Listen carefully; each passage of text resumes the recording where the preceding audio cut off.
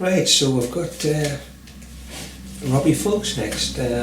Robbie Fulks from Nashville, who's residing elsewhere. So I've got a Evolution 2002.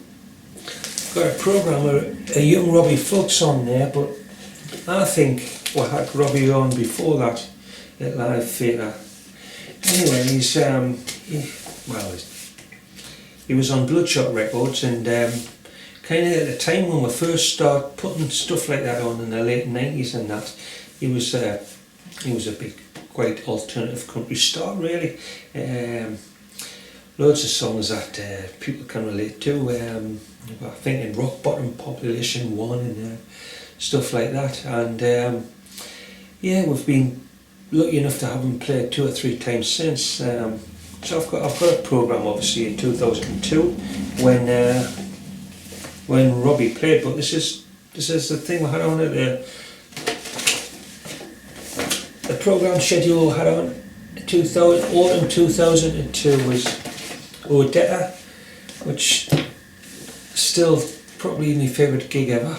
Ran Sexsmith at Newcastle Arts Centre, Alejandro Escovedo at Newcastle Arts Centre. We had on the Paladins at the Cluny. That was our first ever gig. First ever gig at the Cluny was the Paladins. We got Paul Lamb on there. He's a stalwart of the Jumping Club in the early days. So was Catfish Keith and little George Shuref there. Thea Gilmore, I think she went on to bigger things. Martin's on there, and Mike Professor, and a Cajun band called Corey McElroy. Wow, hey, down memory lane again. We'll have a clip of Robbie, and he's got his dog with him, so that's like the top clip for animal lovers. Hey, it's Robbie Fulks talking at you here, and hello to Graham and all my good friends in Newcastle on Tyne, and I hope to be back there, I don't know, one of these days. I'm sitting here in my lovely house in Los Angeles where I've been waiting out the lockdown, and while the lockdown was in place I decided I'd sort of stop playing guitar for a while and start playing mandolin instead, and sort of devote myself to that and try to make good use. And once you hear me play you'll think, well, that lockdown in America must have lasted about 2 days, but it's been 10 months. I'm just a slow learner. This song's in the key of D, and it's a new one I wrote about music, and I'm going to impose on my wife who's working the camera there, moving it around to like join in on the bridge. This thing called Bands goes like this. Bands, we've all been in them. They drive around in vans, they sleep on the floor. Their lives are boring, like their recordings. So let's not talk about your band anymore. No, let's not talk about the record business or the way your drummer used to drink, about your young years. I don't share your interest. I just hired you to fix the sink. Bands, we've all been in them. They drive around in vans, and they sleep on the floor. Their lives are boring, like their recordings. So let's not talk about your band anymore.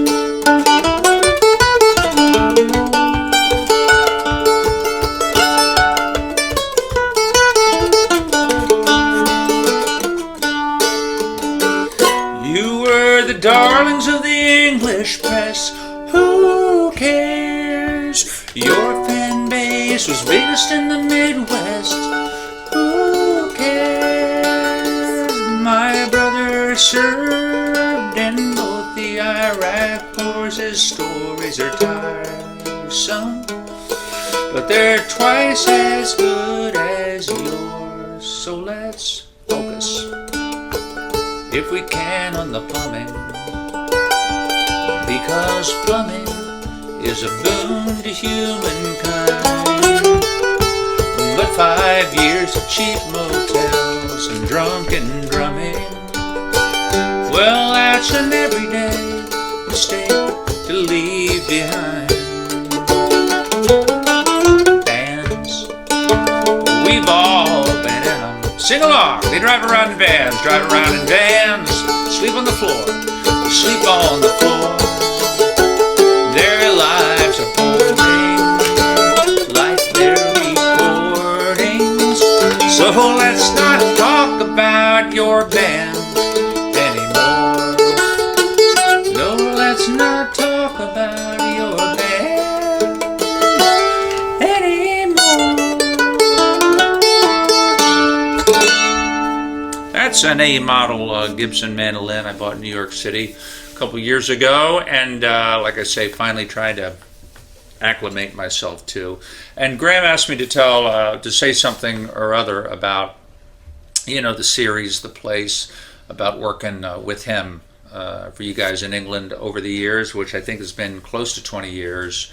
And I think that the last time that I was there, which might have been 2 years ago, 2.5 years ago, something like that, I had flown in that morning from Trondheim, Norway, and it was kind of an early flight, and I got into Newcastle in the early afternoon, feeling kind of crusty, but needed to do some shopping and this and that, check in the hotel, buy some doohickey for my cell phone, and then go over to the place. And anyway, it was a fun show over there, but by the time that it was over, number one, I was really kind of like sleep deprived and starting to hallucinate, and number two, hungry for some reason, and three, I'm kind of a big baby, and when I get on the road, like, I don't know, 2 or 3 weeks, unlike some musicians that can stay out like 100 days straight and just sail through it, I start to get homesick and kind of grouchy and weird after as little as 2 weeks. So this has been about 2 weeks, maybe 2.5 weeks. And after the show over there in Newcastle, I was at the record table trying to sell my stuff, and talked to several people over there. And a couple came up, and they were a couple, I don't know, maybe my age or a little bit younger. And they had American accents is the thing. So I hear this American accent, and it had been the first time in 2 or 2.5 weeks since I'd talked to an American. And for some reason, it scrambled my brain, and I became so happy to talk to these people. I said, listen, I'm very hungry. I don't know if you've eaten yet, but let's just hang out together. And I don't know why I thought this, but these were total strangers. They seemed pretty nice, but mainly they were American. Was the thing. So we walked along Quayside for a while, back toward my hotel. I can't remember what direction that is down there. Is that maybe, I don't want to guess, but toward the Tyne Bridge, and turned up like toward Queen Street, and there was an Indian restaurant there at the time, probably put out of business by the virus by now, but it was open late, and by now it was 11 o'clock, and we snuck in, just a little bit under the bell, and we ordered, and I'm slipping into a beer and thinking, this is great. Like all this traveling, I'm like, I'm feeling better already chemically. I'm talking to these nice people, drinking a beer, Indian food is going to come, life is great. And then, about 20 minutes into this hour and a half in the Indian restaurant with these strangers, we all three of us kind of realized, I think about the same time, we don't know one another. We have nothing to talk about. What are we doing here? And the last hour or so of the meal passed in more or less awkward silence as we fidgeted with the food that turned out to be pretty bad, and said goodnight to each other, never to see one another again. So that's the last time that I was over in Newcastle, and the next time I'm there, I'm going to make a point of just hanging out with locals, and actually kind of turned off to all Americans permanently after that night.